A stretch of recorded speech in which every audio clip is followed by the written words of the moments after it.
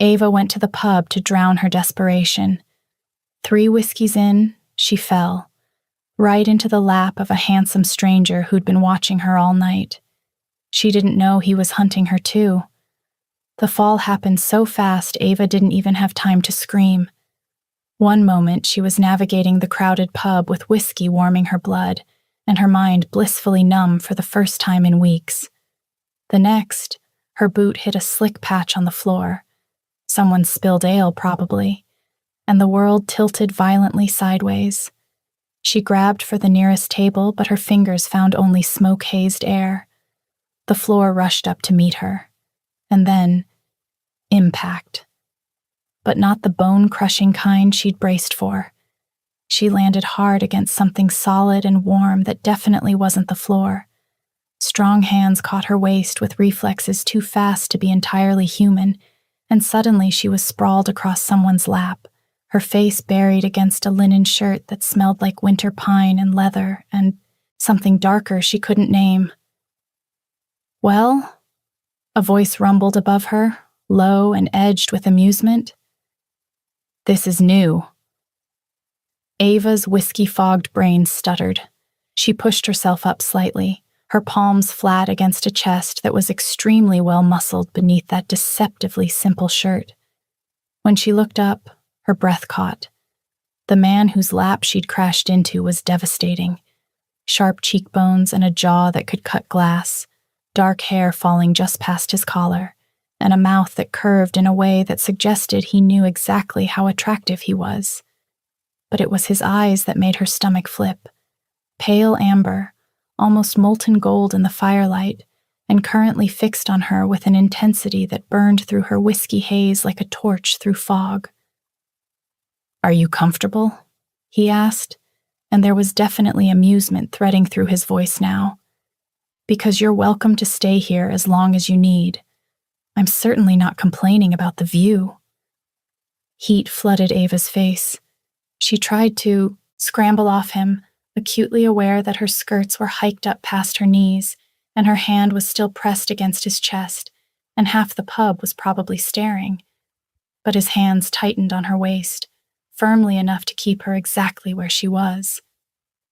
"Easy," he said. "You hit your head on the way down. Let's make sure you're not about to pass out before you go stumbling off again." "I didn't stumble," Ava protested, though her tongue felt thick. "I slipped. There's a difference. So the 3 whiskeys I watched you drink had nothing to do with it?" Her eyes narrowed. "You were watching me?" "Hard not to." His thumb traced an idle circle against her hip, and she felt it like a brand through the thin fabric of her dress. "You walked in looking like you wanted to burn the world down, ordered whiskey like it was water, and haven't stopped glaring at that letter in your pocket since you sat down." His head tilted slightly. "So yes, I was watching. You're significantly more interesting than anything else in this place." Ava's heart kicked against her ribs. She should definitely get off this stranger's lap immediately. Instead, she heard herself say, "That's a bit creepy." His mouth curved wider. "Is it? I thought it was attentive. Same thing from the wrong person." "Am I the wrong person?" he asked. "I don't know yet." The whiskey was making her bold, reckless. "I don't even know your name."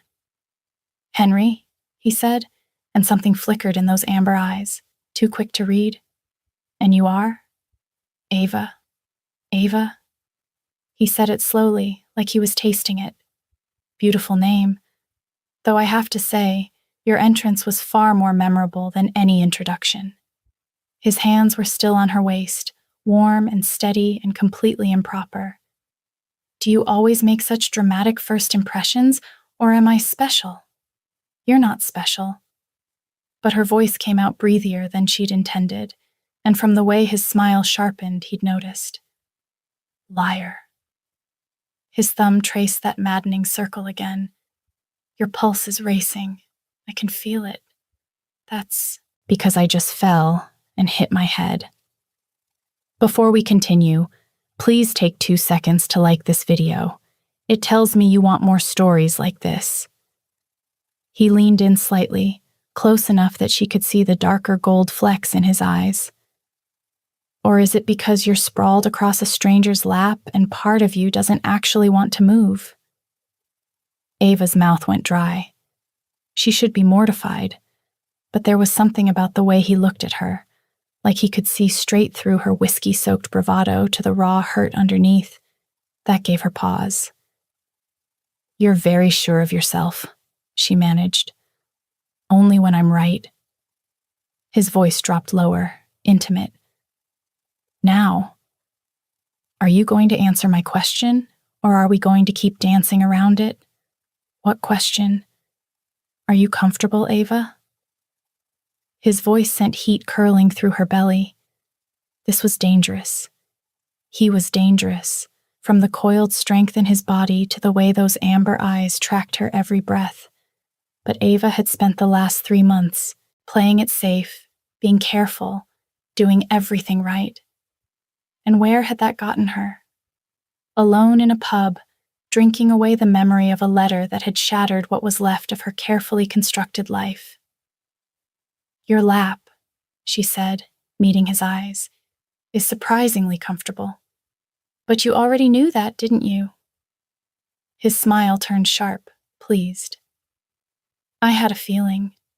Wow, modest too. Modesty is overrated." His thumbs traced those maddening circles against her hips again. Ava tried to move, but the pub's threads were a chaotic tangle around them, frayed cords of desperation, lust, betrayal, knotting together in her peripheral vision like a bramble hedge. They made her head pound, made her want to close her eyes and sink into the darkness behind her lids. Except for one thread, one singular radiant cord that stretched between her chest and his, pulsing with colors she'd never seen before. Gold, shot through with crimson and violet, and something that looked almost like starlight. It was beautiful, alive, and it terrified her. She yanked her gaze away from it, forcing herself to focus on his face instead. "I really do need to get up." His hands released her waist. "If you insist." Ava pushed herself upright, but immediately regretted it as the room tilted. Her stomach lurched and she grabbed for the table, but Henry was already there, one hand steadying her elbow, while the other pressed gently against the small of her back. "Easy," he murmured, close enough that she felt his breath against her temple. "You definitely hit your head harder than you think. I'm fine." But her voice lacked conviction, and from the way his mouth curved, he heard it too. He guided her back down onto the booth's bench, beside him this time instead of on top of him, though the loss of contact made that strange thread between them pull taut, almost aching. "Stay put for a moment, Ava. Let me see." Before she could protest, his fingers were in her hair, gently probing the tender spot above her hairline. His touch was surprisingly careful, almost clinical, but it sent heat racing down her spine anyway. "Small cut," he said after a moment. "Already stopped bleeding. But you're going to have a nasty bruise." His hand lingered, tucking a strand of hair behind her ear with surprising tenderness. "How much have you had to drink?" "Not enough."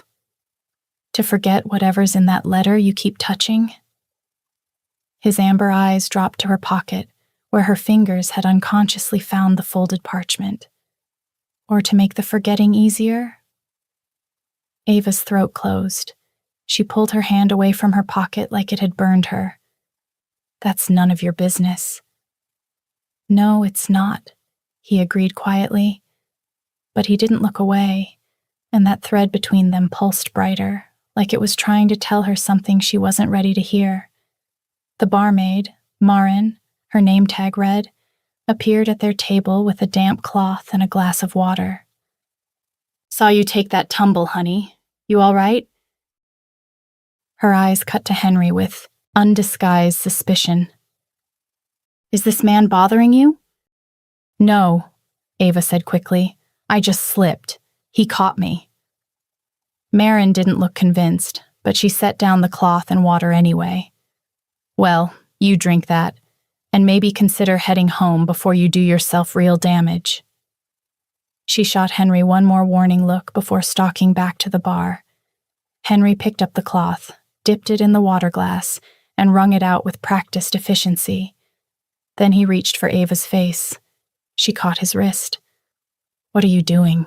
Cleaning the blood from your hairline. Unless you'd prefer to do it yourself? Fine, she muttered, releasing his wrist. His smile was soft, almost fond, as he lifted the cloth to her temple. The cool water stung slightly, but his other hand cupped her jaw, steadying her, and the intimacy of the gesture made her breath hitch. You're very good at this, she said, needing to fill the silence. Taking care of drunk women who fall into your lap. Do you make a habit of it? You're the first, actually. He dabbed carefully at her hairline, his touch feather-light. Though I have to say, if all drunk women were this entertaining, I might consider it. Entertaining? You're prickly. I like it. His thumb brushed her cheekbone. He pulled the cloth away, studying his work. There. Good as new. Well, mostly. His gaze dropped to hers, and the heat in it made her stomach flip. Though I have to say, the disheveled look suits you. Ava's face flamed. You're terrible at this. At what? Flirting. You're supposed to be subtle. Why would I be subtle when directness is so much more effective? He set down the cloth, but his hand remained on her jaw, his thumb still tracing that maddening line along her cheekbone. Besides, you're blushing. I'd say it's working. That's the whiskey talking. He leaned in slightly, and that thread between them blazed so bright it hurt to look at. Are you sure you're not thinking about kissing me right now? Ava's heart slammed against her ribs. She unfortunately was thinking about that, had been since the moment she'd looked up and seen his face, but admitting it felt dangerous, like stepping off a cliff with no idea what waited below. You're very presumptuous, she said. His eyes dropped to her mouth, then back up. Am I right, Ava? Yes, she whispered, the word escaping before she could stop it. You're right. His smile turned wicked right before he kissed her. It wasn't gentle, wasn't tentative or careful or any of the things a first kiss was supposed to be. It was claiming, possessive, his mouth slanting over hers with a hunger that stole her breath. His hand slid into her hair, tilting her head back to deepen the kiss, and she opened for him with a soft sound she'd be embarrassed about later. He tasted like whiskey and something darker, something that made her head spin. His other hand found her waist, pulled her closer, and she went willingly, her fingers fisting in his shirt like she could anchor herself to him. The thread between them exploded into light, brilliant gold, crimson and violet all tangled together, pulsing in time with her racing heart. It was overwhelming, beautiful, yet terrifying. When they finally broke apart, Ava tried to remember how to form words. That was much better than I imagined, Henry said roughly, his hands still tangled in her hair. You imagined it? Since the moment you landed in my lap. His thumb traced the nape of her neck, sending shivers down her spine. Ava pulled back to look at him. His pupils were blown wide, his breathing uneven, and there was a flush high on his cheekbones that made him look younger, less controlled. Have dinner with me. Tomorrow night? Let me be more than some charming stranger who kissed you in a pub.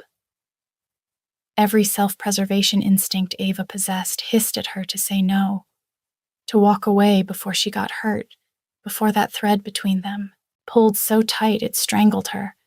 But the whiskey and his kiss and the way he looked at her made her reckless. One dinner, she heard herself say, and then we'll see. His smile was brilliant, transforming his sharp features into something almost boyish. "I'll take it." He stood, offering his hand. "Come on, I'm walking you home." "That's not necessary." "Ava." His voice was gentle but firm. "You're drunk. You hit your head, and it's past midnight in Greyhold. I'm walking you home." On most other nights, she would have insisted on stumbling home on her own, but the pub's threads were still a tangled mess that made her skull ache, and the thought of navigating dark streets alone made her stomach twist. "Okay," she said, taking his hand. "But if you try anything, I know exactly where you keep that knife in your boot." His smile turned wicked. "I've been watching you adjust it all night. Trust me, Ava, when I try anything, you'll be very aware it's happening." Heat flooded her face as he pulled her to her feet, steadying her when she swayed. Then he tucked her hand into the crook of his elbow, grabbed the letter she'd left on the table. She tried to snatch it back, but he'd already pocketed it, and guided her toward the door. The night air hit her like a slap, cold and sharp enough to cut through some of the whiskey fog. Ava breathed deep, trying to clear her head, but that thread between them pulsed brighter in the darkness, impossible to ignore. "Which way?" Henry asked, scanning the empty street with an intensity that seemed excessive for a simple walk home. "East, near the printmaker's district." She glanced up at him. "You really don't have to do this. I've walked these streets drunk before.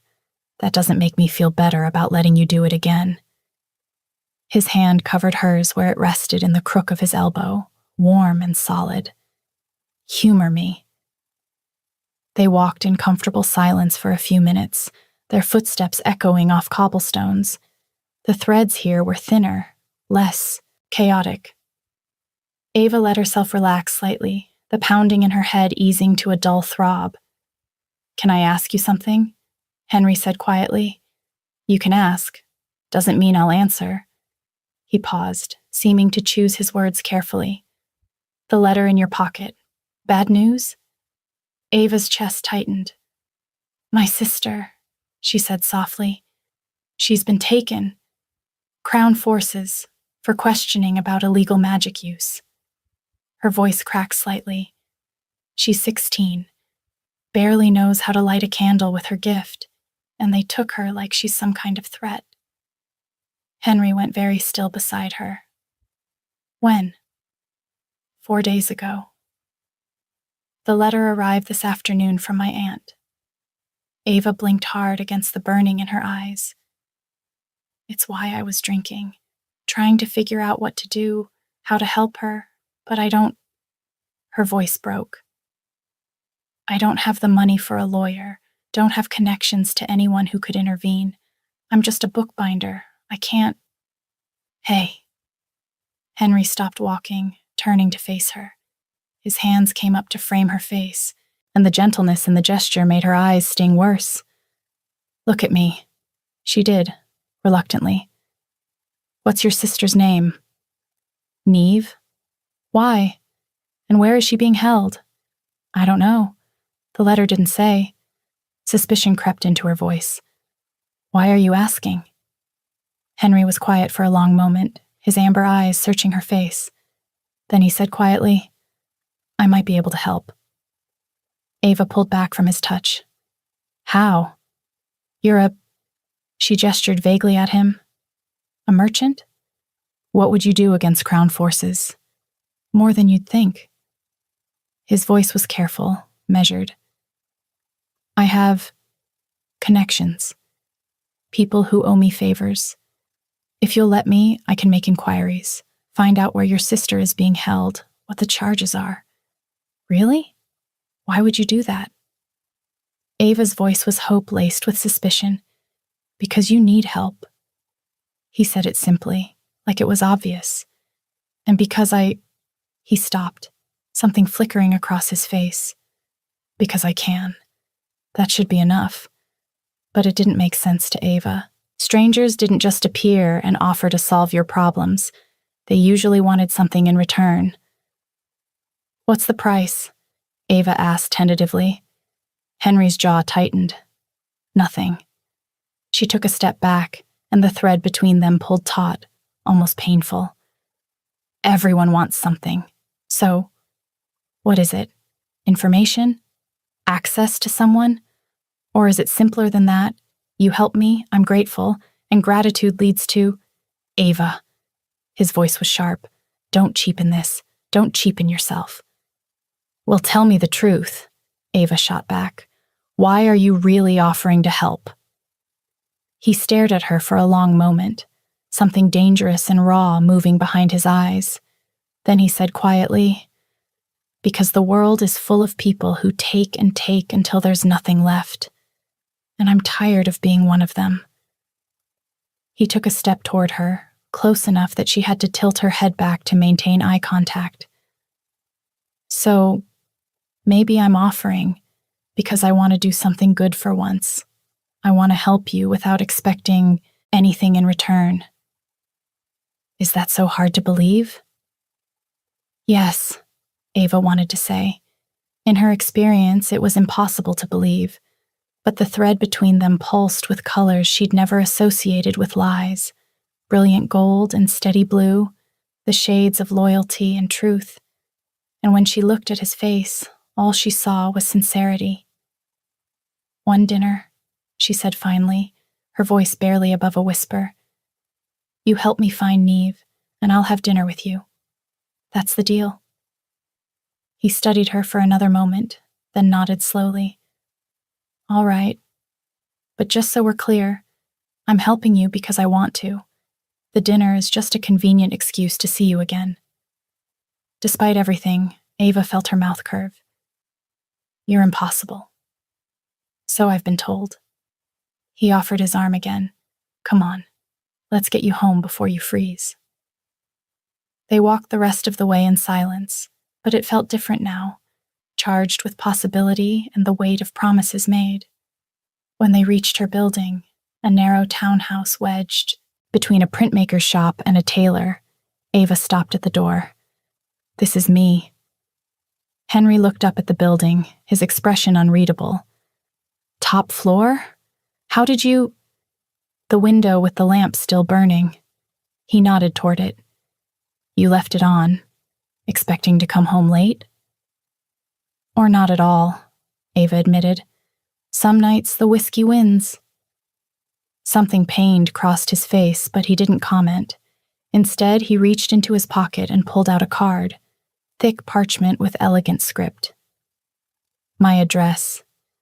Send word there tomorrow afternoon, and I'll have information about your sister. Ava took the card, squinting at it in the dim light.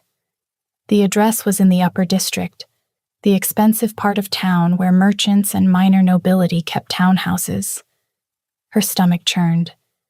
You're rich. Comfortable, he corrected, but there was something evasive in his tone. She looked up at him, trying to read his expression, but the darkness hid too much. Who are you really, Henry? Someone who wants to help. Reached out, tucking a strand of hair behind her ear. That's all you need to know for now. But that's not all, is it? The threads radiating from him were impossible to count in the darkness, stretching in every direction like a spider's web. She'd never seen anything like it. You're hiding something. We all have secrets, Ava. His thumb brushed her cheekbone one last time before he stepped back. The question is whether it matters. She wanted to press, but exhaustion was creeping in and her head throbbed. Tomorrow, she said instead. I'll send word. I'll be waiting. He smiled, and even in the darkness it was devastating. Sleep well, Ava. Then he turned and walked away, his footsteps fading into the night. Ava watched until he disappeared around the corner, that golden thread still stretching between them. She climbed the stairs to her apartment in a daze, her mind spinning. The kiss, the offer, the way he'd looked at her, the way his threads had spread across the city like a net. Ava collapsed onto her bed without bothering to undress, staring at the ceiling as the room spun slowly. She knew to be suspicious of beautiful strangers with mysterious connections and silver tongues. But all she could think about was the way his hands had felt in her hair, and the promise in his voice when he'd said he'd help her. The card Henry had given her led to a townhouse that made Ava's stomach drop. 3 stories of pale stone with leaded glass windows and wrought iron balconies. It whispered wealth in a way that made her plain wool dress feel like rags. She almost turned around. But Niamh was out there somewhere, scared and alone, and Ava would swallow her pride and walk through hell itself if it meant getting her sister back. The door opened before she could knock. A man stood there, mid-40s, built like a brick wall, with silver threading through his dark hair. His eyes swept over her with professional assessment, and Ava saw threads radiating from him in military precise lines. A soldier then, or had been. "Miss Ava?" His voice was gravel rough but kind. "Yes. I'm here to see—" "He's expecting you." The man stepped aside. "This way." Ava followed him through a foyer that was somehow both elegant and understated. Dark wood floors, cream-colored walls, artwork that looked expensive but not ostentatious. The threads here were different from the pub's chaos. Organized, disciplined, all of them leading deeper into the house, all of them leading to Henry. The soldier knocked on a closed door. "Sir, your guest is here. Send her in." Ava's stomach flipped at the sound of Henry's voice. The soldier opened the door, gestured her through, then closed it behind her with a soft click. The room was clearly a study. Floor-to-ceiling bookshelves, a massive desk covered in papers, windows overlooking a small private garden. And standing by those windows, backlit by afternoon sun, was Henry. He wore different clothes today, still plain but better quality. Dark trousers, a white shirt with the sleeves rolled to his elbows, a vest that emphasized the breadth of his shoulders. He looked like money trying not to look like money. Ava? Her name was warm in his mouth, intimate. "I'm glad you came. You said you'd have information." She forced herself to stay near the door, to keep distance between them, even as that thread pulled tight. "About Niamh?" "I do." He moved to his desk, shuffled through papers, then pulled out a document. "Your sister is being held at Thornhaven, a detention facility 2 days' ride north of here. She's being questioned about possible connections to an underground network of magic users." Ava's blood ran cold. "What network?" "Niamh doesn't know anyone like that." "I know." Henry's voice was gentle. "The charges are fabricated. Someone wanted her taken, wanted leverage. Leverage for what? That's complicated, then uncomplicated." Henry set down the document, leaning back against his desk. "There's a man. Lord Regent Silas of the Southern Territories. He's been orchestrating raids on villages, taking people with rare magical gifts. Some he recruits willingly, others he coerces through hostages, family members held at facilities like Thornhaven." Ava's stomach turned. "He's building an army?" "Yes. But what does this have to do with Niamh? She can barely light a candle." "It's not about what she can do." Henry pushed off the desk, moving closer. "It's about what you can do." Ava took a step back, her hand instinctively going to the knife in her boot. "I don't know what you're talking about." "Yes, you do." He didn't sound accusatory, just certain. "You have thread sight. You can see connections between people. Loyalty, betrayal, love, obligation. It's rare. Valuable." His eyes held hers. "Silas has been hunting for someone with your gift for months. Somehow, he found out about you, took your sister to draw you out. How do you know about—" her voice cracked. "How do you know what I can do? Because I've been looking for you too." Henry, said it quietly, like a confession. For different reasons. Better reasons. But Ava, if Silas gets his hands on you, he'll use you to map loyalties across the entire kingdom. He'll know exactly who to target, who to turn, who to eliminate. You'd be the perfect weapon. Ava's legs felt weak. She grabbed for the door handle, needing something solid to hold on to. You've been tracking me. This whole time, the pub, the kiss, the offer to help, it was all just... No. Henry crossed the distance between them, his hands coming up to frame her face. Listen, I knew who you were when you walked into that pub. I'd been tracking rumors of Threadsight for weeks, and they all led to Greyhold. But Ava... His thumb brushed her cheekbone, and the tenderness in the gesture made her eyes burn. I didn't know it would be you. Didn't know you'd be... He stopped, something raw crossing his face. I didn't know about the bond. That golden thread between them pulsed, almost painful in its intensity. What bond? Ava whispered, even though she already knew. Henry's voice was rough. You've seen it. That thread connecting us. It's not like the others, is it? It's a mate bond. I felt it the moment you landed in my lap. And unless I'm very wrong, you felt it too. Ava wanted to deny it, but the thread was right there between them, more vivid than anything she'd ever seen. I don't want it, she said, her voice breaking. I don't want any of this. Pain flashed across Henry's face, but he didn't let go. I understand. And if I could change it, if I could give you a choice. He stopped, swallowed hard. But the bond is real, Ava, and Silas knows about you. That's why he took Neve, to force you into the open, to make you desperate enough to use your gift publicly. Then I won't. She pulled away from his touch, wrapped her arms around herself. I'll disappear.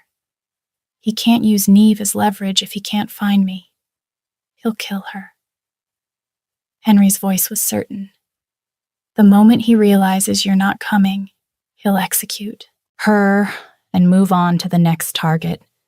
You don't know that. Yes, I do. Something dangerous flickered behind his eyes, because that's exactly what he did to the last family who refused to cooperate. The room spun. Ava pressed her back against the door, needing its solidity to keep from collapsing. What do you want from me? Help me stop him. Henry moved closer, but didn't touch her, giving her space even as that thread pulled tight between them. I need your Threadsight to identify his network, who in the kingdom is working with him, who he's coerced, where his real power lies. Without that information, I'm fighting blind.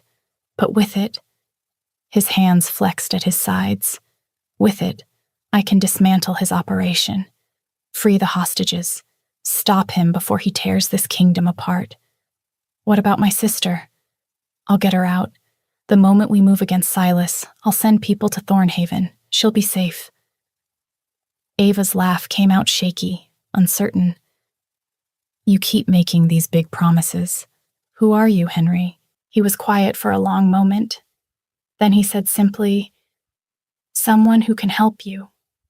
Someone who wants to help you. Does anything else matter? Yes, Ava snapped, because I'm tired of being lied to. Tired of beautiful words from beautiful men who think they can manipulate me into doing what they want. She pushed off the door, stalked toward him. So tell me the truth. Who are you? Why do you really care about stopping Silas? Something shifted in Henry's expression. Resignation, maybe, or relief that the game was finally over. My real name is Heath, he said quietly. Heath Voltaire. I'm the Alpha King of the Northern Territories. He paused, letting that sink in. And Silas is my cousin. Ava grabbed the back of a chair to steady herself. The Alpha King. She'd been kissing the Alpha King in a pub. had fallen into his lap, drunk and vulnerable, while he'd been, what? Assessing her? Testing her? You lied, she said quietly, her voice barely above a whisper. Yes. The simple admission somehow made it worse. Ava sank into the chair, her legs suddenly unsteady. You knew. That night in the pub, you already knew who I was, what I could do. Yes. Heath moved closer but stopped when she flinched. So the conversation, the kiss, all of it? Ava pressed her fingers to her temples, trying to process. Was it real? Any of it? The kiss was real. Heath's voice was rough. Everything I felt, still feel, is real. But you're right. I should have been honest from the beginning. Ava looked up at him, and she felt something crack in her chest. Not anger. She barely knew him well enough for that. Just disappointment. The sick realization that she'd let herself hope for something impossible. I thought... She stopped, laughed shakily. For one night, I thought maybe someone saw me. Just me. Not what I could do or what I could give them. Heath's expression cracked. I'm sorry. Are you? Because from where I'm sitting, you got exactly what you wanted. You found me, figured out what I can do, and now you need my help. Look, I don't blame you for that. You're a king with a kingdom to protect. But I need you to be honest with me now. Is this... She gestured between them. Is this real, or is it just convenient? It's real, Heath said immediately, fiercely. Then he stopped, seemed to force himself to slow down. But I understand if you can't believe that. If you need time to... I don't have time. Ava's voice broke slightly. Neve doesn't have time. So here's what's going to happen. You're going to tell me exactly what you need from me. No more games, no more flirting to make me comfortable. Just the truth. Heath was quiet for a long moment. Then he nodded. He pulled out a chair and sat across from her, giving her space. Silas has been 2 steps ahead of me for months, and without thread sight, I can't see his network clearly enough to stop him. So yes, I need you. But that doesn't mean I'm using you. Needing someone and using them aren't the same thing. Aren't they? No. His voice was fierce now. Using you would be forcing you, threatening you, taking away your choice. I'm not doing that. I'm asking, and I'm offering a fair trade. What's the trade? Help me identify Silas's network. Use your thread site to map the conspiracy. In exchange, I'll rescue Neve and every other hostage he's holding. I'll give you enough gold to start over anywhere you want, under any name you choose. And... He paused. And I'll swear a blood oath that I won't trap you here, won't use the bond to manipulate you. When this is done, you'll be free to walk away. Ava stared at him. A blood oath? Binding magic? Unbreakable. Heath's eyes never left hers. I'll swear it right now if that's what it takes for you to trust me. I don't trust you, Heath, she whispered. I know. Something pained crossed his face. But maybe you can trust the oath. Ava's pride was tempted to say no, but Neve was out there, scared and alone and waiting for Ava to save her. And beneath her hurt and disappointment, that thread still pulsed between them. Steady. Real. If I do this, Ava said slowly, I want real answers. No more lies, no more games. You tell me everything about what you're really planning. Done. And the moment Neve is safe, I walk away. No arguments, no trying to convince me to stay. I take my gold, and my sister and I disappear. Heath's jaw tightened, but he nodded. If that's what you want. It is. All right. He moved to his desk, pulled out a knife. The blade was beautiful, etched with symbols that seemed to shift in the light. Then let's make it official. He drew the blade across his palm without hesitation. Blood welled up, dark against his skin, Then he offered the knife to Ava. Her hand shook as she took it. The metal was warm, like it held its own heat. She pressed the blade to her palm, hissed at the sharp sting, and watched, her blood mix with his as their hands clasped. "I swear," Heath said, his voice resonating with power that made the air shimmer, "that I will rescue your sister and all hostages held by Silas. I swear I won't trap you with the bond or use it to manipulate you. And I swear that when this is done, you'll have your freedom, gold, new identity, safe passage to wherever you want to go." His grip tightened. "This I swear on my blood and my crown. If I break this oath, may the magic consume me." The air crackled. Ava felt power surge through their joined hands, hot and bright and absolute. It sank into her bones, sealed itself in her marrow. Heath released her hand carefully and immediately moved to his desk, pulling out a clean cloth and a small jar. "Here, let me see." "I'm fine." "Humor me." His voice was gentle but firm as he took her hand, dabbing away the blood with surprising tenderness. He applied something cool from the jar, a healing salve that immediately eased the sting, then wrapped her palm with clean linen, his fingers deft and careful. Only after he'd finished binding her hand did he tend to his own, wrapping the cloth around his palm with quick, efficient movements. "There," he said quietly, meeting her eyes. "Now we're both taken care of." The simple consideration of it, treating her wound before his own, made Ava's throat tight. "You didn't have to do that." "Yes, I did." Heath's thumb brushed over the bandage on her palm. "The oath is binding, Ava, but that doesn't mean I can't still show you I care in smaller ways." She stared at their bandaged hands, feeling the warmth of the salve and the weight of what they'd just done. "This oath, it really only binds you?" "Yes. If you betray me, you betray me." Heath held her gaze. "I'm not binding you to anything. You're free to walk away whenever you choose. I'm just—" He paused, something vulnerable crossing his face. "I'm just asking you to trust that I'll keep my word. That's all." Heath explained while she sat by the fire, her palms still tingling from the oath. Silas had been planning his coup for 3 years, ever since Heath took the throne after his parents' deaths. Silas believed he had the stronger claim, and when the council chose Heath instead, his cousin had smiled and bowed but begun plotting. "He's been smart about it," Heath said, pacing in front of the windows. "Nothing overt, nothing I could prove. Just slowly building support, making alliances, positioning himself as the reasonable alternative if I failed as king." His voice turned bitter. "And then 6 months ago, the raids started. Villages burned, people with rare magical gifts taken in the night. At first, Heath thought it was bandits. Then he started seeing patterns. The raids were too organized, too targeted. Someone was building an army." "I couldn't prove it was Silas," Heath continued.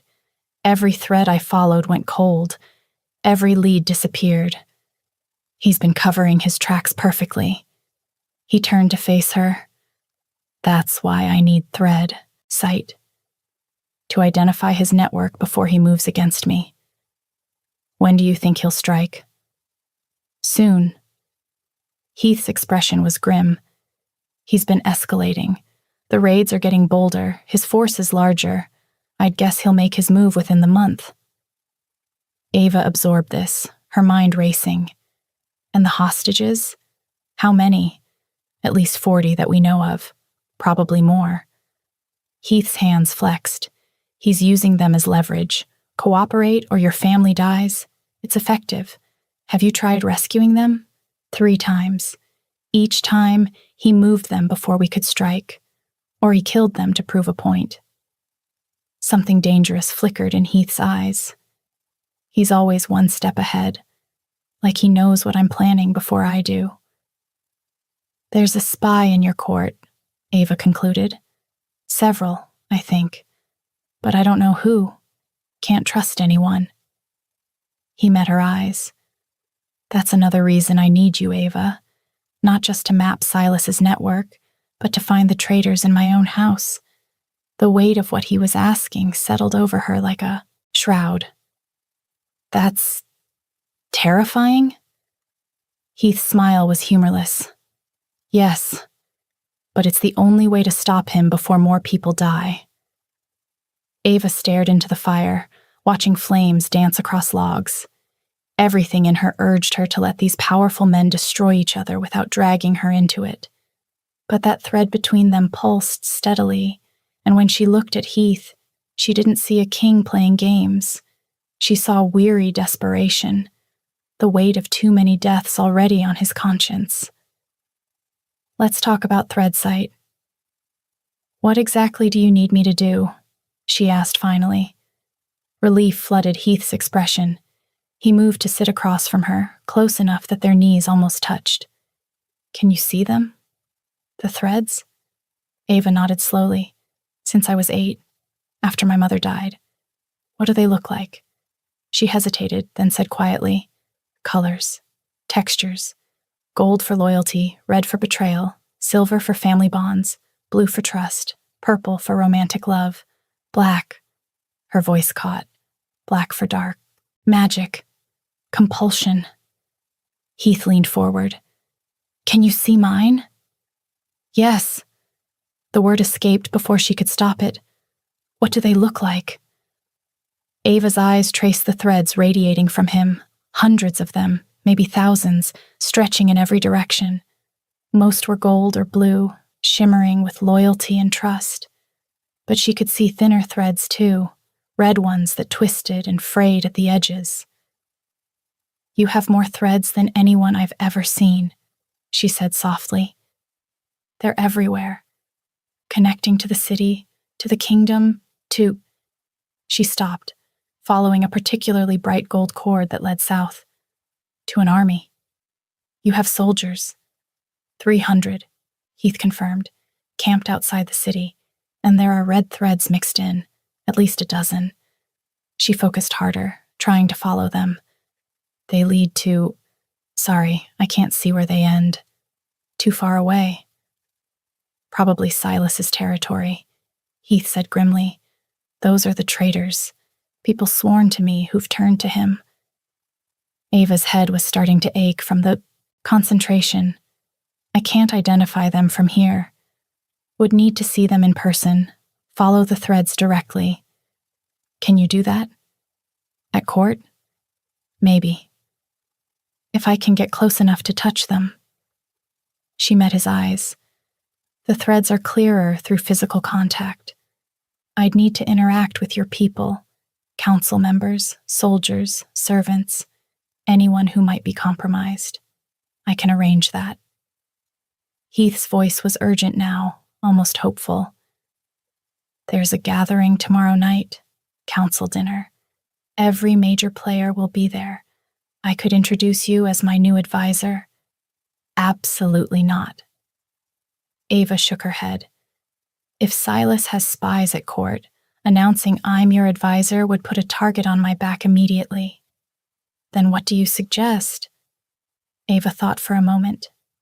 A scribe. Or someone from the archives. Low level enough that no one pays attention, but with access to serve at formal dinners. I could move through the room, touch wine glasses, observe interactions. Heath's eyes lit up. That could work. Then something darker crossed his face. But Ava, if Silas's spies realize what you are, they'll try to kill you. Or worse, take you to him. I know. She was surprised by how calm her voice sounded. But I don't see another option. Not if we want to save Neve and the others. Heath was quiet for a long moment, studying her face. I hate this. Putting you in danger. You're not putting me anywhere. I'm choosing this. Ava held his gaze. For Neve. For the hostages. And because... She stopped, not sure how to finish. Because? Because someone has to stop him. The words came out firmer than she felt. And apparently, I'm the only one who can see clearly enough to do it. Heath's expression softened. You're remarkable. You know that? Heat crept up Ava's neck. Stop. Why? It's true. He leaned forward, close enough that she could feel the warmth radiating from him. Most people in the face of real danger would run. But you're sitting here planning infiltration like it's a normal dinner conversation. I'm terrified, Ava admitted quietly. I know. Heath's hand moved to cover hers where it rested on the chair arm. The touch sent electricity racing up her arm, made that thread between them pulse brighter. But you're doing it anyway. That's what makes you remarkable.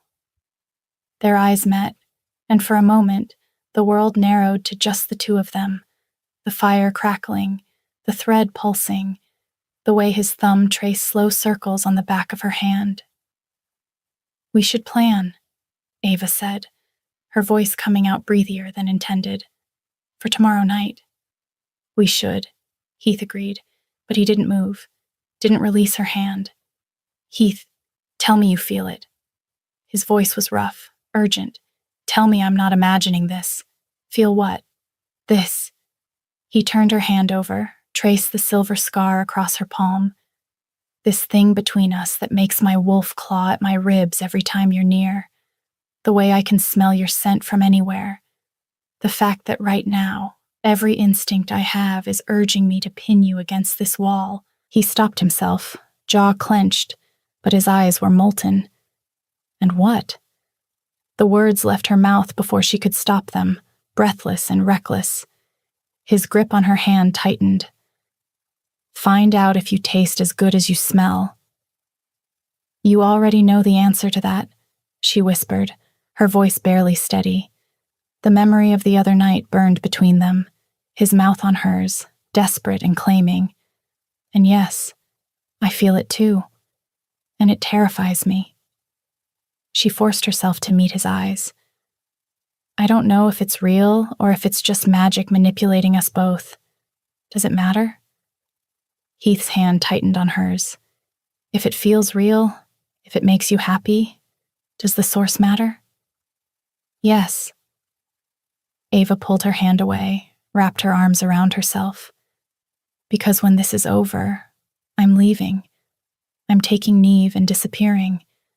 And if I let myself fall for you, if I let this bond pull me in, I'll never be able to walk away. Pain flashed across Heath's face, raw and unguarded. Then don't. Don't what? Don't walk. Away. He said it simply, like it was the most obvious thing in the world. Stay. Help me rebuild. Be my partner in all of this. I can't. Why not? Because I've spent my entire life being used for what I can do. Ava's voice cracked.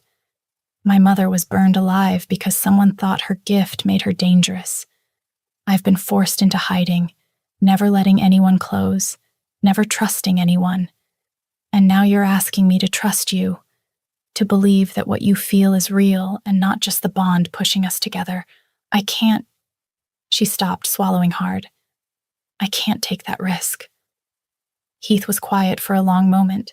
Then he stood, moved to the window, putting distance between them. I understand. Do you? No, he admitted, his voice rough. From where I'm standing, the bond is the only thing in my life that feels completely honest. But I'm not you. Haven't lived your life or carried your scars. He turned to face her. So I'll respect your choice. I'll help you save Neve, stop Silas, and then...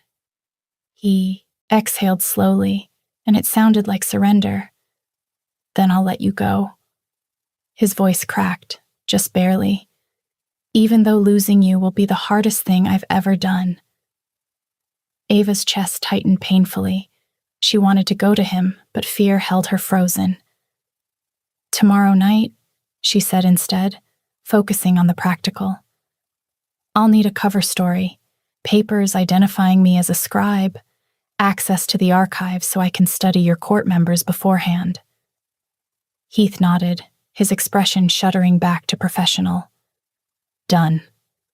I'll have everything ready by morning. He moved to his desk, pulled out parchment and ink. Give me your details. I'll forge the necessary documents.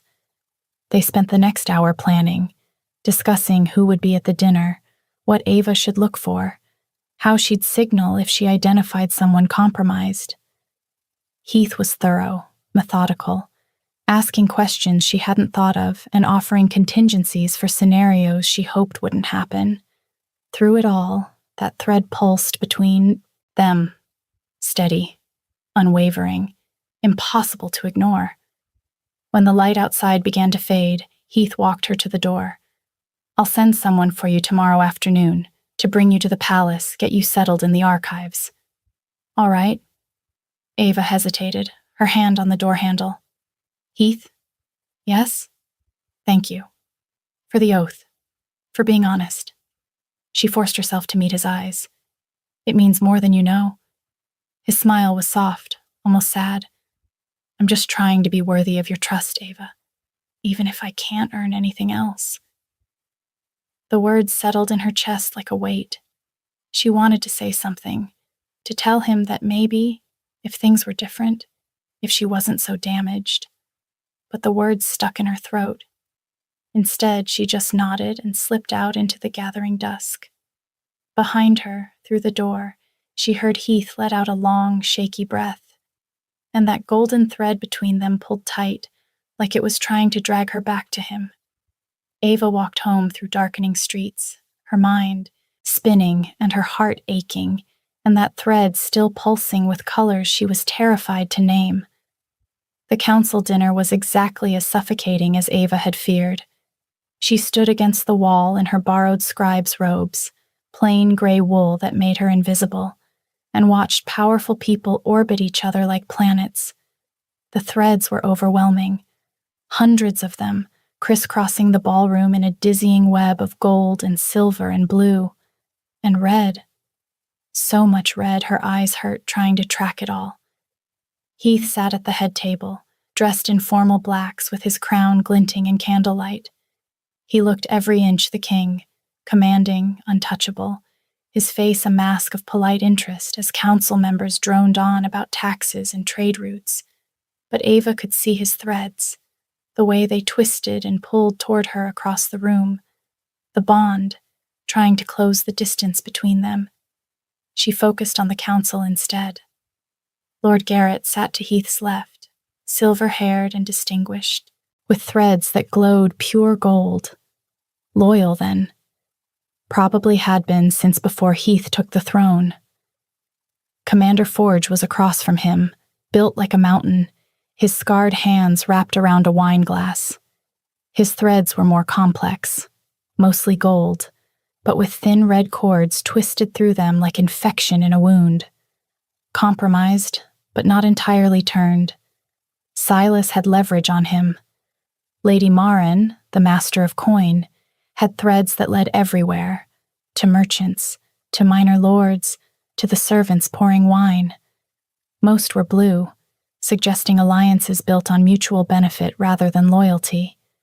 But there were red threads too, thin but present, leading south toward Silas's territory.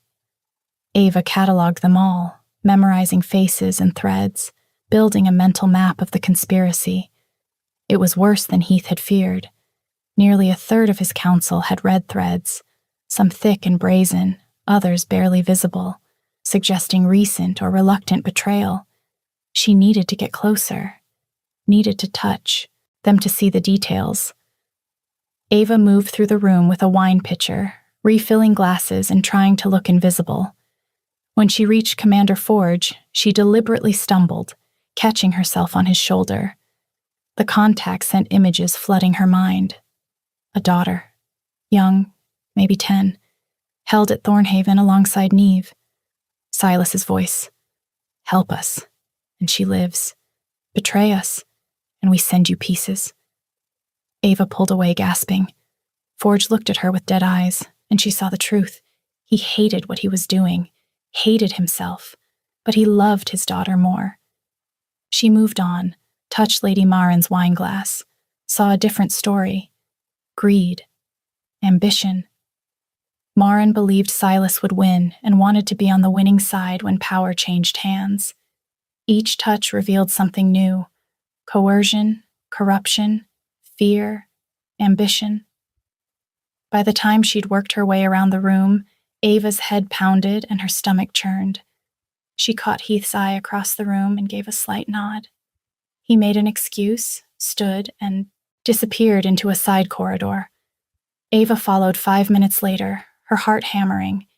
Heath was waiting in a small anteroom, pacing like a caged animal. The moment she entered, he spun toward her. "Well?" "9 confirmed traitors," Ava said quietly. "Forge, Marin, Lord Davos, General Cade, and 5 others. Some are being coerced. Forge has a daughter at Thornhaven. Others are opportunists who think Silas will win." She pressed her fingers to her temples. "But Heath, there's something else." "What?" "The threads don't all lead to Silas."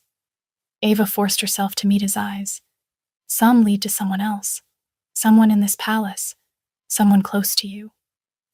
Heath went very still. "How close?" "I don't know.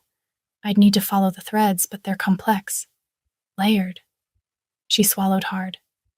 "Whoever it is, they're good at hiding. Can you find them?"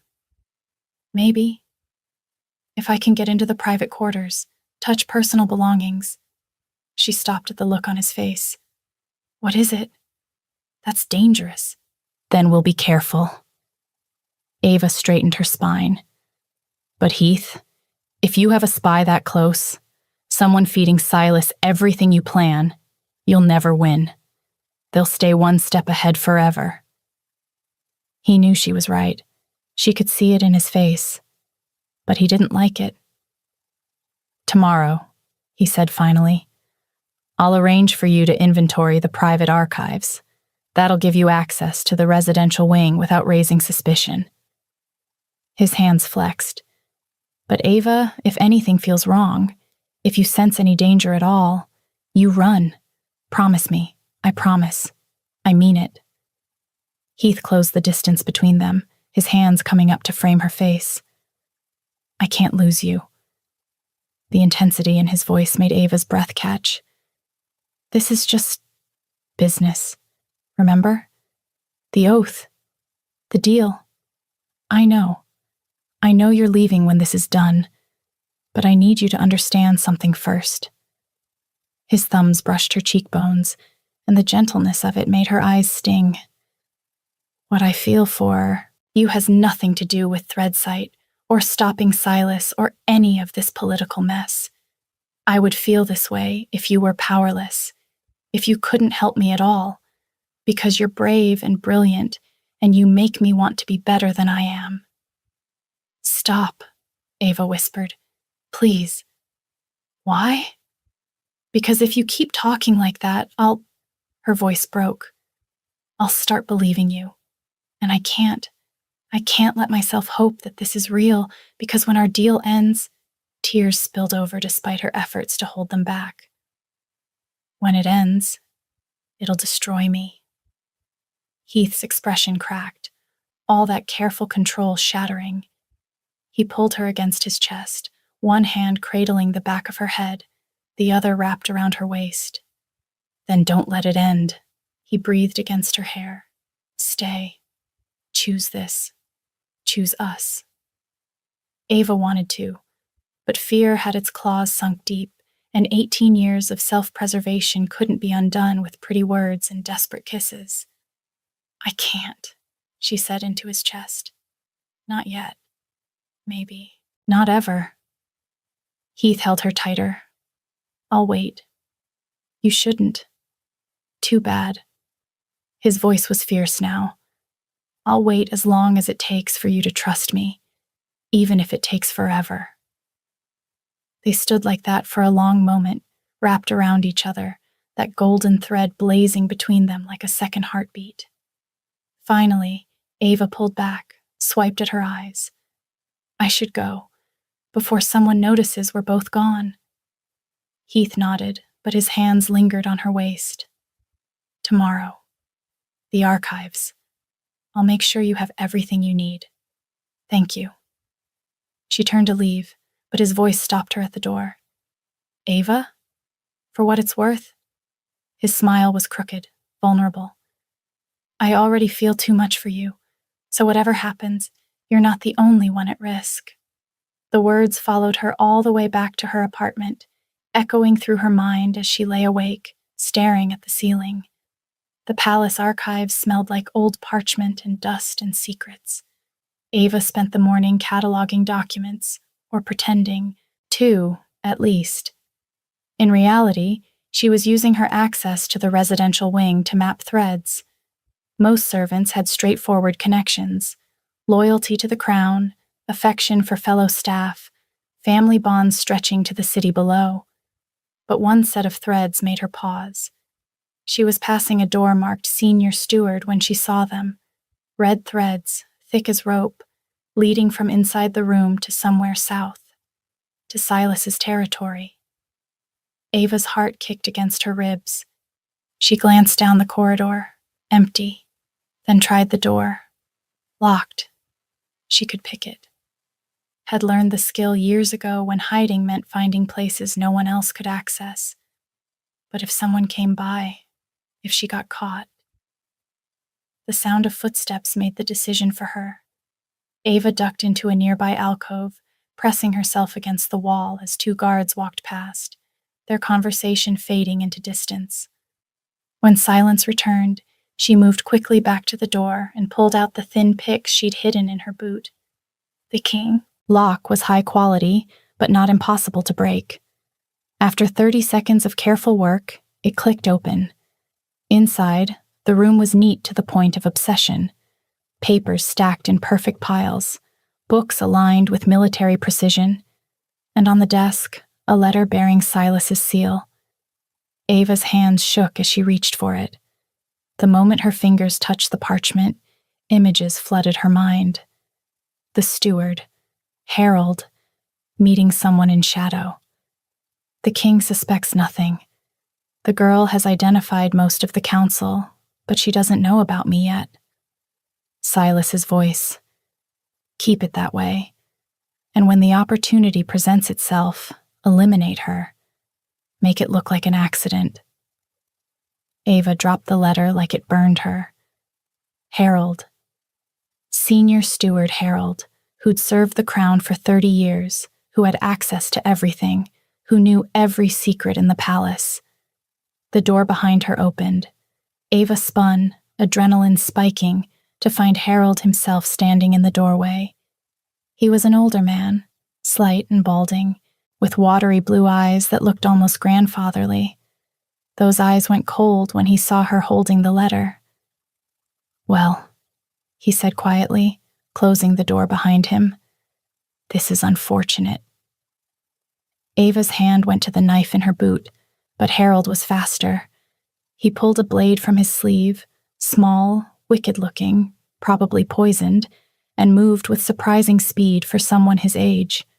She dodged, barely, his blade scoring across her arm instead of sinking into her ribs. Pain flared hot and immediate. Ava kicked out, caught him in the knee, then used his stumble to put the desk between them.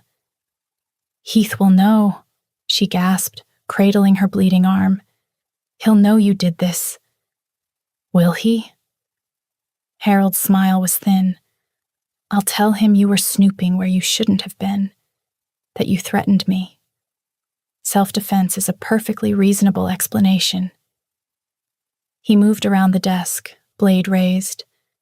And once you're dead, there'll be no one to identify the rest of Silas's network. The king will fight blind. He lunged. Ava grabbed a paperweight from the desk, threw it at his face. It connected with a satisfying crunch, buying her seconds to grab her own knife.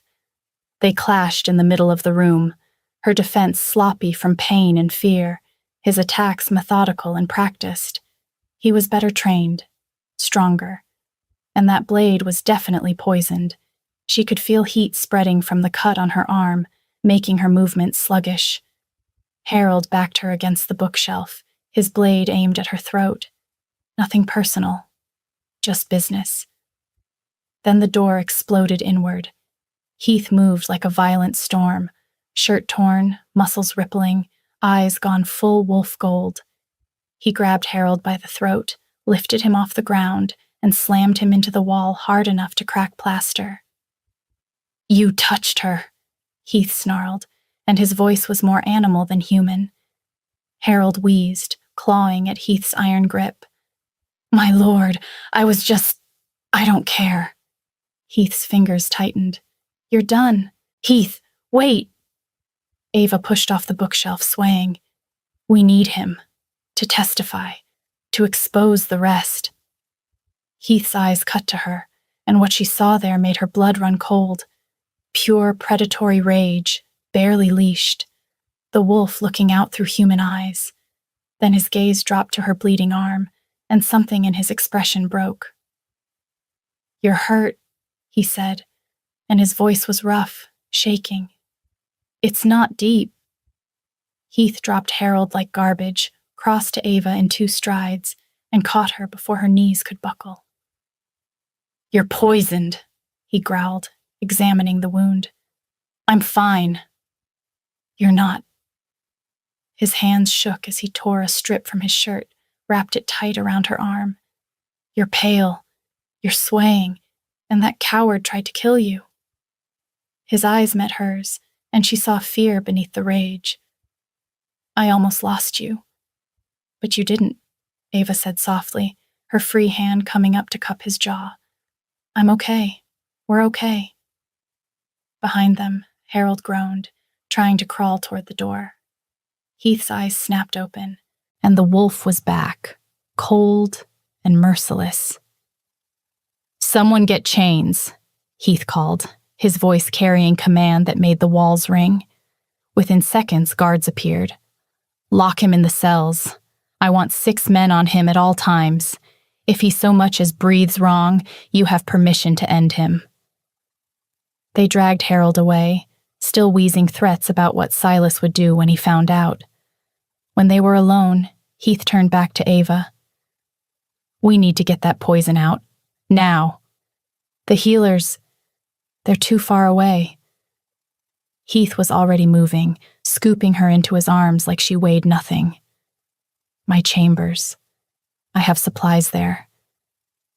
Ava felt the room tilting dangerously now, and her arm felt like it was on fire, so she just let her head fall against his chest and listened to his heart hammering beneath her ear. Heath's chambers were larger than her entire apartment. He laid her on the bed, massive and covered in dark furs, and immediately began pulling out vials and bandages from a cabinet. "This is going to hurt," he warned, uncorking something that smelled terrible. "The poison needs to be drawn out." He worked with steady hands, cleaning the wound and applying some kind of paste that made her hiss in pain. Then he wrapped it properly, his touch gentle despite the tension thrumming through his body. "Done," he said finally, sitting back. "You'll have a few days of fever, but you'll live." "Good to know." Ava tried to smile, but her head was swimming. "Can't save your kingdom if I'm dead." "Screw the kingdom." Heath's voice was rough. "I don't care about any of it if you're not okay." "You don't mean that?" "Yes, I do." He moved to sit beside her on the bed, his hand finding hers. "I thought I'd be too late. Thought I'd find you bleeding out in that room. And Ava," his voice broke slightly, "I've lost everyone I've ever loved, my parents, nearly lost my whole kingdom. But the thought of losing you was worse than all of it combined." Ava's throat tightened. "Heath, I love you," he said simply. "I know you don't believe it, but I love you, Ava. Not because of the bond or your gift or what you can do for me, but because you're you. You're brave and sharp, and you don't let anyone make you feel small. And because—" He stopped, cupping her face with infinite gentleness. Because my world is better with you in it. Tears burned in Ava's eyes. Every instinct screamed at her to pull away, keep her walls up. But the poison was making her weak, and Heath's eyes were so earnest, and that thread between them was blazing like the sun. I'm scared, she whispered. I know. He pressed his forehead to hers. But I promise you, Ava, I will never be another person who uses you. If you let me in, I'll spend every day proving I'm worthy of that trust. Ava looked at him, saw the exhaustion in the lines around his eyes, the weight he carried, the way he held her like she was something precious, saw the man beneath the crown. And for the first time, she let herself wonder if maybe, just maybe, it was safe to trust him. Ask me again, she said softly, when this is over, when Neve is safe and Silas is stopped and I've had time to think clearly. Heath's smile was brilliant, filled with hope. I will. I'm not promising I'll say yes. I know. He kissed her forehead, soft and sweet. But at least you're not saying no. Ava's answering laugh turned into a yawn. The poison and the fear and the adrenaline were all crashing down, dragging her towards sleep. Heath settled beside her and pulled her against his chest. Rest, he murmured. I've got you. Ava's eyes drifted closed, the steady rhythm of his heartbeat lulling her under. The last thing she felt before sleep claimed her was his hand in her hair and that golden thread between them pulsing softly, like it was singing her to sleep. She woke to sunlight and the sound of angry voices beyond the door. I don't care what protocols say. I need to see her. The king left orders. I'm her sister, you absolute. Ava sat up too fast, her head spinning. Neve? The door burst open and a girl launched herself onto the bed, nearly knocking Ava over with the force of her hug. Neve. Older than Ava remembered, nearly 17 now, but unmistakably her sister. Dark hair, sharp green eyes, and currently crying into Ava's shoulder. Ava held her tight, tears streaming down her own face. The king said, He said you were hurt, that someone tried to kill you. I'm fine. Just a scratch. Ava pulled back to look at Neve properly. She was too thin, shadows under her eyes, but alive. Whole. Are you okay? Did they hurt you? No. The king's soldiers came last night, pulled us all out. There were 17 of us. Neve's voice shook. Ava, they were going to. If you hadn't helped, if the king hadn't moved when he did. But he did. You're safe now. Neve wiped her eyes. He seems nice. For a king. And the way he looked at you when I got here, like you were the only thing in the world that mattered. She paused for a beat, studying Ava's face. Is he? It's complicated. That's what people say when they're falling in love but don't want to admit it. Ava's face flamed. Nev, I'm just saying. Nev's smile was impish despite the tears. He's handsome, rich, clearly obsessed with you. You could do worse. I thought I was supposed to be the older sister here. Someone has to be practical. A knock interrupted them. Heath stood in the doorway, freshly dressed, looking uncertain for the first time since Ava had met him. Am I interrupting? No, Neve said quickly, hopping off the bed. I was just leaving. Girl talk, you know. Very boring for kings. She squeezed Ava's hand once, hard, then slipped past Heath with a knowing smile. When they were alone, Heath moved to sit on the edge of the bed. How are you feeling? Better. The fever broke. Ava flexed her bandaged arm experimentally, still sore, but manageable.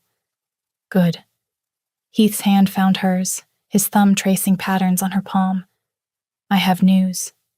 Harold talked, gave up names, locations, everything. We hit 3 of Silas's safe houses this morning, freed 20 more hostages, and we know where he is now. Ava's pulse kicked up. Where? Blackwater Fortress, 3 days' ride north.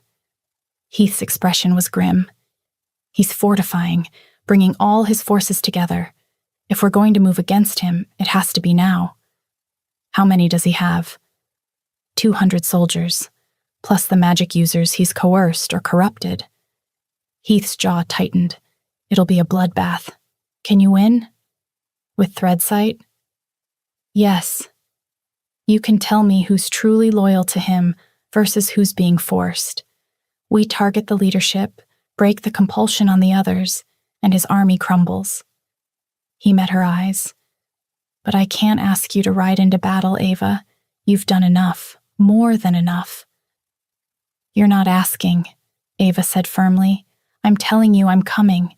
Ava, Heath, listen to me. She squeezed his hand. I can help. I can see the threads of compulsion, identify who needs to be stopped. You need me there. I need you. Alive more than anything. His voice was rough. I need you safe. I'll be as safe with you as I would be anywhere else. Ava lifted her free hand to cup his jaw. Besides, you're going to be there, and I'm starting to think you'd burn the world down before you let someone hurt me. Heath's smile was crooked, accurate. Then he sobered. If we do this, if you come with me, you stay by my side the entire time. No arguments, no running off to play hero. Deal. And after... He stopped, something vulnerable crossing his face. After, when this is done, I'm asking that question, whether you're ready for it or not. He leaned in slowly, giving her time to pull away. When she didn't, his mouth found hers in a kiss that was gentle and desperate and full of promise. Ava melted into it, her hands fisting in his shirt, pouring every complicated emotion she couldn't voice into the press of lips and tongue. When they finally broke apart, both breathing hard, Heath pressed his forehead to hers. We ride at dawn. I'll be ready. The fortress rose from the northern hills like a scar, all dark stone and sharp angles, built for war and little else. Silas's banners flew from its towers, black with a silver wolf, a mockery of Heath's own crest. Ava sat on horseback beside Heath, surrounded by 300 soldiers and trying not to let terror overwhelm her. This was different from the palace intrigue. This was real battle. Second thoughts? Heath asked quietly. Too many to count. But she forced a smile. Doesn't mean I'm backing out, though. His hand found hers, squeezed once. Stay close to me. No matter what happens. I will. Heath raised his voice, addressing his soldiers. Silas has betrayed this kingdom. He's taken innocent people and twisted them into weapons. Today, we end his tyranny. Today, we bring our people home. His eyes flashed gold. For the northern territories. The answering roar shook the air. Then they charged. The battle was chaos. Silas's forces poured from the fortress. Soldiers in black armor, magic users with flames and ice coating their hands. Heath shifted mid-charge, his body flowing from human to wolf in a ripple of power that stole Ava's breath. He was magnificent, massive, with midnight black fur and those same golden eyes. He tore through enemy lines like a force of nature. Ava watched him take down 3 soldiers before she remembered she had a job to do, focusing on the threads. Most of Silas's soldiers had black cords wrapped around them, compulsion magic, forcing loyalty. But some threads were gold or red, true believers or opportunists. Ava shouted coordinates to Heath's commanders, directing them toward targets worth capturing versus those who needed to be freed. They pushed deeper into the fortress.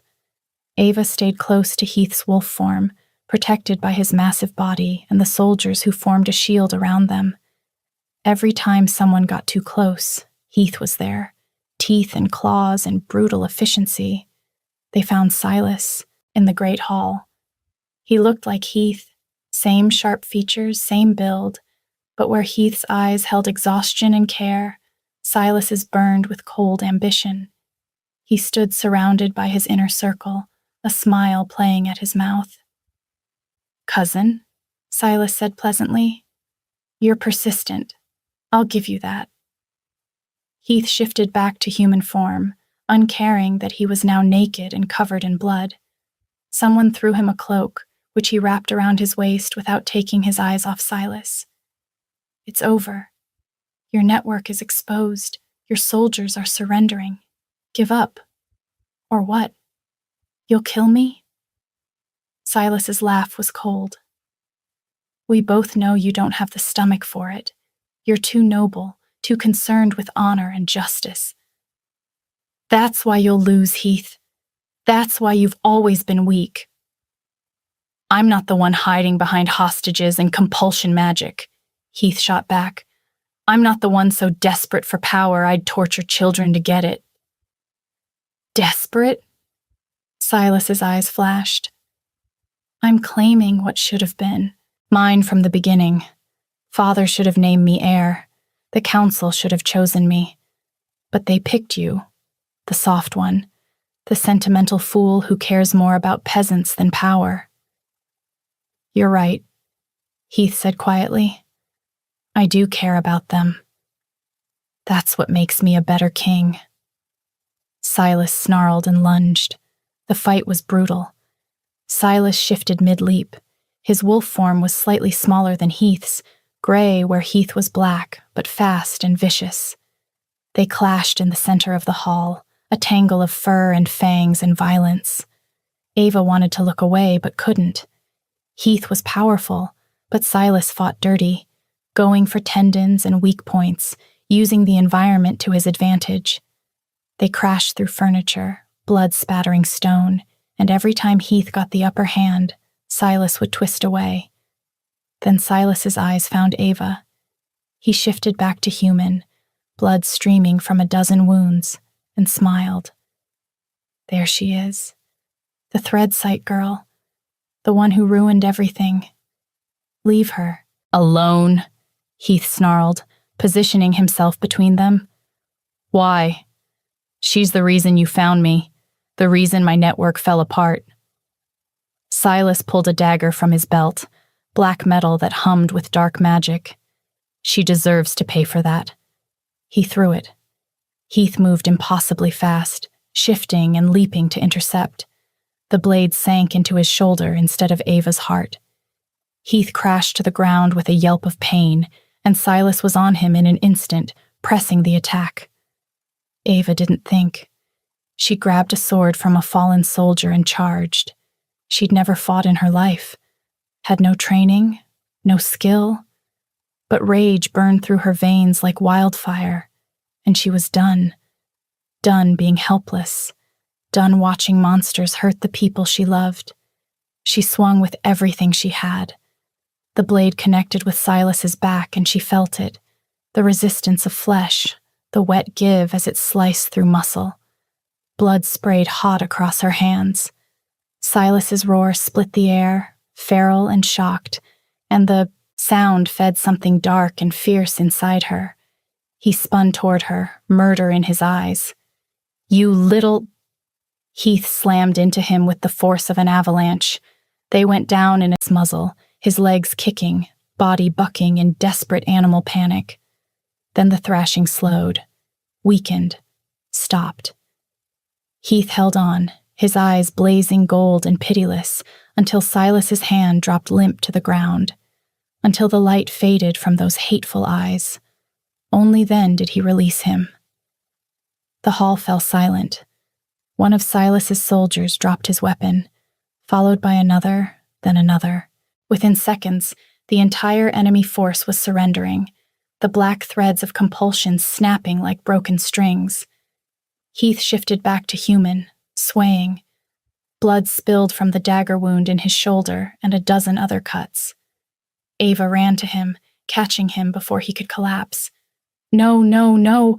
Her hands flew to the worst wound, trying to staunch the bleeding, but there was so much blood. Too much. Heath, why would you? Her voice broke completely. Tears blurred her vision. You're okay, Heath breathed, and despite everything, the pain, the blood loss, the fact that he could barely stand, his hands came up to frame her face with devastating gentleness. His thumbs brushed away her tears. That's all that matters. You're bleeding. I can't lose you. The words ripped out of her, raw and terrified. I can't. You won't. His smile was weak but genuine. I'll heal. Perks of being a shifter. He swayed again, and she tightened her grip on him, holding him upright. Just need a minute. Healers were already rushing forward, soldiers securing the fortress. Someone wrapped a cloak around Heath's shoulders while medics worked on his wounds. Through it all, he kept one hand tangled with Ava's, like he couldn't bear to let go. It's done, he said quietly. It's finally done. Ava pressed her forehead to his, tears streaming. You scared me. I know. I'm sorry. Don't do it again. I'll try. His thumb brushed her cheek. Though I can't promise I won't keep throwing myself in front of danger if you're the one being threatened. Kind of comes with the whole desperately in love with you territory. Despite everything, Ava laughed. You're ridiculous. And you're magnificent. Heath pulled her closer, ignoring the medics trying to work around them. Also scary. Did you really attack my cousin with a sword? He tried to kill you, so you charged him, with no training, no backup. Yes, that's the bravest thing I've ever seen. Heath's smile was brilliant despite his pale face and the blood soaking through bandages. God, I love you. The words hung in the air between them, raw and honest and impossible to take back. As Ava looked at him, she saw the man who'd caught her when she fell, who'd walked her home, who'd made her a blood oath to protect her freedom, who'd fought his own cousin to save a kingdom and almost died protecting her. I love you too, she whispered. Heath's eyes went wide. What? I love you. She said it louder this time, more certain. I'm terrified of it, and I don't know if I'm ready for everything that means, but I love you, Heath. His kiss was desperate, messy, tasting of blood and salt and victory. His hands were shaking as they cradled her face, like he couldn't quite believe she was real. Say it again, he breathed against her mouth. I love you. Again. I love you, you ridiculous, stubborn, wonderful man. Ava laughed through her tears. Is that clear enough? Getting there. Heath kissed her again, softer this time. Though I might need you to repeat it a few hundred more times, just to be sure. They stayed like that, wrapped around each other on a blood-soaked floor, surrounded by soldiers and medics and the aftermath of battle.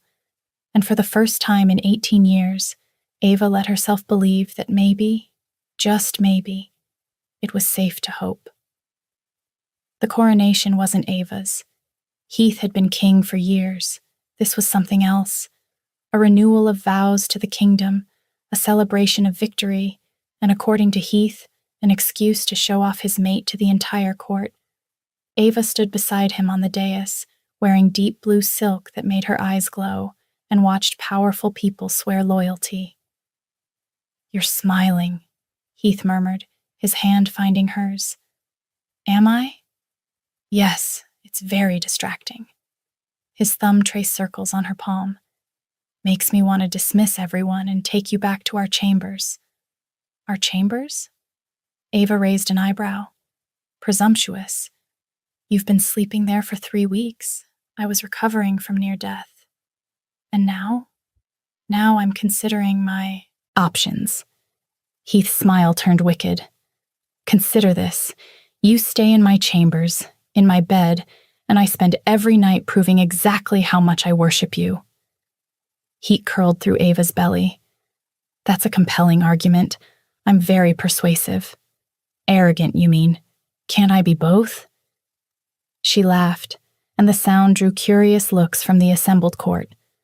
Later, after the ceremony concluded and the celebration began, Neve cornered Ava in the gardens. So, her sister said without preamble, you're staying. It wasn't a question, but Ava nodded anyway. Yes. Even though you could take the gold and run, start over somewhere safe? Safe is overrated. Ava looked back toward the ballroom, where Heath was visible through the windows, laughing at something Commander Forge had said, looking younger and lighter than he had in months. I spent 18 years running, being safe, and I was miserable. And now? Now I'm scared, but also happier than I've ever been. He makes me want to be brave instead of careful, makes me want to stay and build something lasting instead of running to the next thing. Neve hugged her. I'm glad.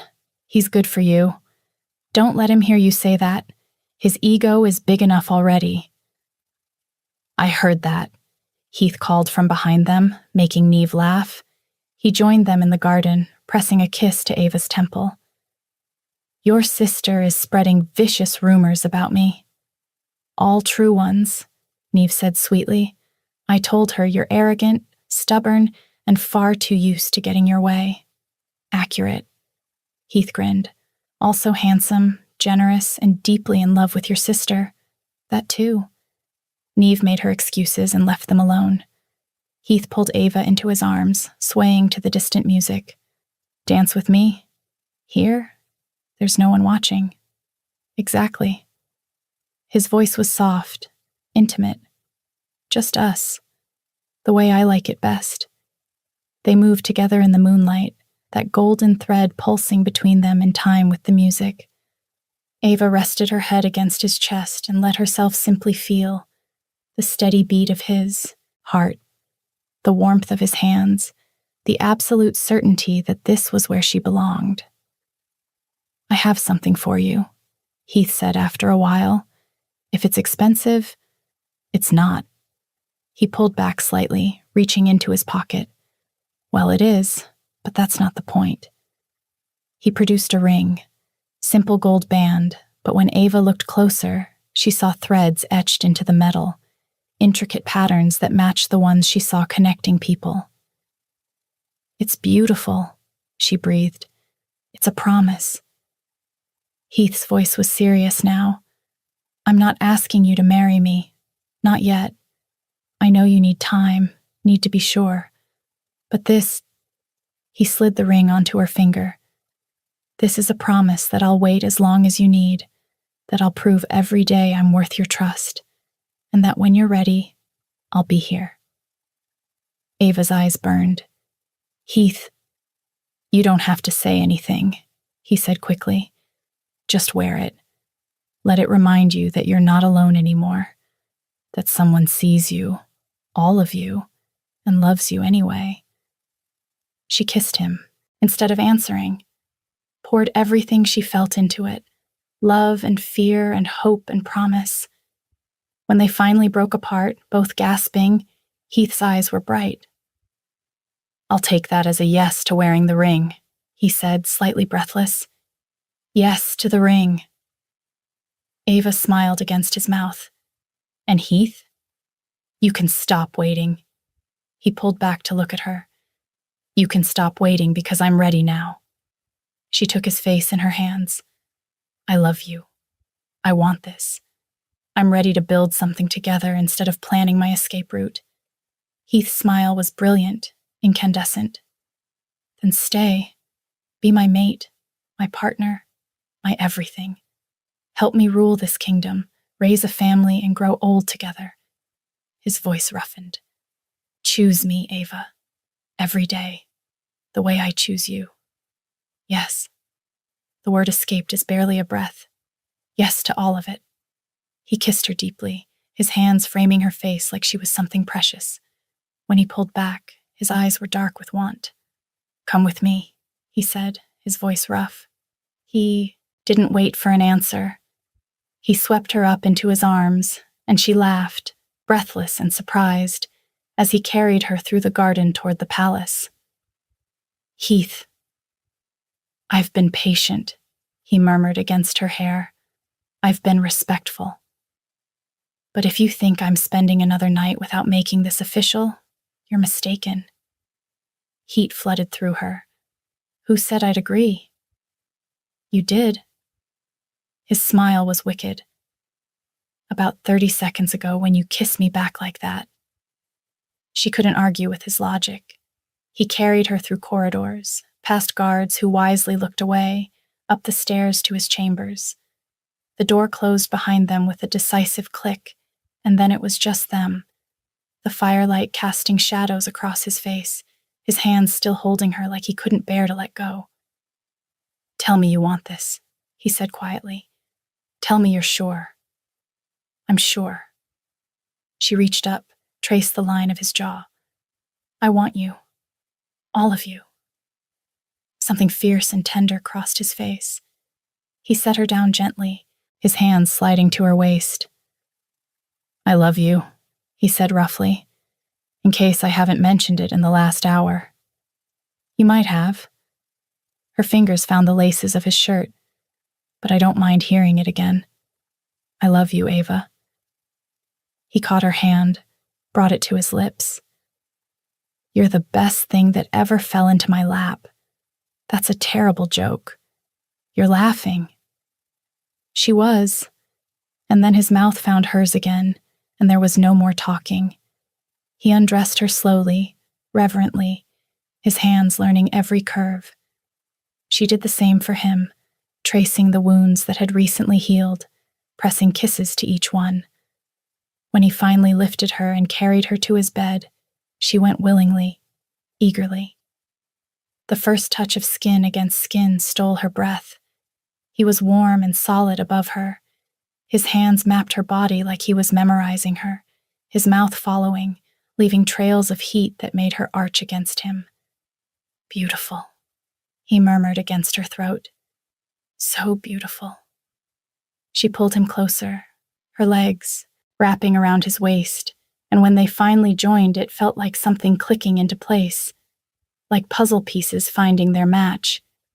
The golden thread between them blazed so bright she could see it behind her closed eyelids. They moved together, urgent at first, then slower, savoring, learning each other's rhythms, what made the other gasp, where to touch, how to drive each other wild. He whispered her name like a prayer. She marked his shoulders with her nails, her teeth. When they finally shattered together, it was with her name on his lips and his face buried in her neck, their hearts hammering in sync. Afterward, he gathered her close, tucking her against his chest. She could feel his heartbeat gradually slowing, his fingers trailing lazy patterns down her spine. "Stay," he murmured into her hair. "I'm not going anywhere." She pressed a kiss to his chest, right over his heart. Outside, music still played and people celebrated. The kingdom stretched into the distance, complex and messy and full of challenges yet to come. But here, wrapped in Heath's arms with that golden thread blazing between them like a promise, Ava had found something better than safety. She'd found home. "Are you comfortable?" Heath murmured against her hair, his voice warm with amusement. She smiled, remembering that first night, his lap, his audacity. "Your bed is surprisingly comfortable," she said. "But you already knew that, didn't you?" His laugh rumbled through his chest. "I had a feeling." "I am comfortable, Heath," she said, more seriously now. "I'm finally completely home. Can you rate this story from 1 to 10? Let's meet in the comments. I love hearing your thoughts. And if you'd like to support me, please subscribe. It's free, and it helps more people hear these stories.